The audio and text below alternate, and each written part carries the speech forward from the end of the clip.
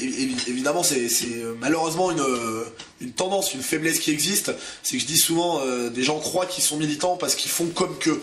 C'est-à-dire, j'écoute de la musique de militants, j'ai des vêtements de militants, j'ai des copains militants, donc je suis un militant. Évidemment, c'est pas ça le jeu. Maintenant, je pense qu'il faut arriver à se nourrir d'un univers et d'un imaginaire qui viennent englober notre vie.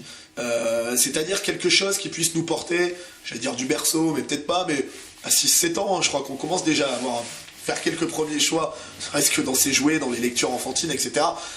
Moi qui suis père de famille, effectivement, le choix des premières peluches, quand je mets dans les bras de mon fils dans son berceau un petit cochon, c'est pas un petit dromadaire. Et voilà, ça fait sourire, mais ça a un sens. Voilà, il y a plein de choses comme ça, il faut arriver à englober sa vie. Quand on met en avant des marques de vêtements, c'est pas dans l'espèce de logique un peu consumériste. Moi, on n'a pas des actions chez Stan Smith, Adidas, bien que j'en ai au pied.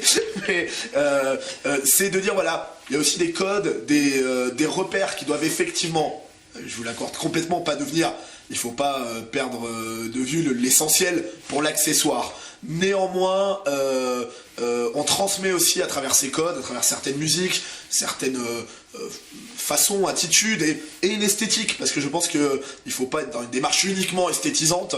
On sait que trop bien les impasses où ça peut mener, mais il faut aussi avoir une démarche esthétique, parce qu'on a un message à transmettre au monde par tous les canaux. Et je pense que, notamment pour des jeunes, avoir des petits points de repère, des codes, des choses qui n'appartiennent qu'à nous, qui permettent de créer comme ça un esprit de communauté, d'être un ciment, ça me semble important. L'objectif c'est quoi? C'est une contre-culture pour créer une contre-société. C'est ça aujourd'hui, la perspective qui me semble être celle du mouvement identitaire, c'est de créer une société qui soit finalement parallèle avec ses réseaux d'entraide, sa contre-culture, ses lieux de diffusion aussi, ça me semble particulièrement important, c'est-à-dire avoir du dur, des endroits, des zones libres finalement, voilà, mais évidemment le fond c'est ce qu'on est et pas ce qu'on paraît être.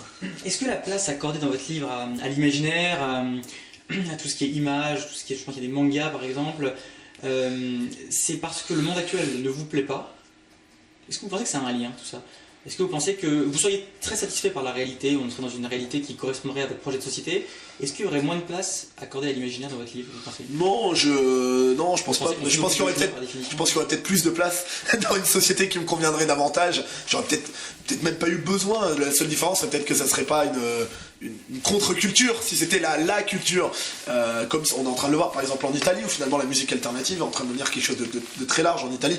Alors, je précise, en Italie, musique alternative, c'est la musique de droite, parce qu'en France, le rock alternatif, c'est le rock de gauche. D'ailleurs, on voit bien là-dedans la différence un peu entre les deux pays, la façon dont le combat culturel a été mené. En Italie, quand c'est musique alternative, c'est la droite. C'est quand même déjà fondamental. Donc, je pense non, qu'il faut se nourrir d'imaginaire, dans une société qui me conviendrait encore plus. Le livre aurait peut-être fait 900 pages, puisque les références seraient encore plus nombreuses, mais peut-être que ça serait simplement appelé notre culture au lieu de s'appeler contre-culture. Ouais.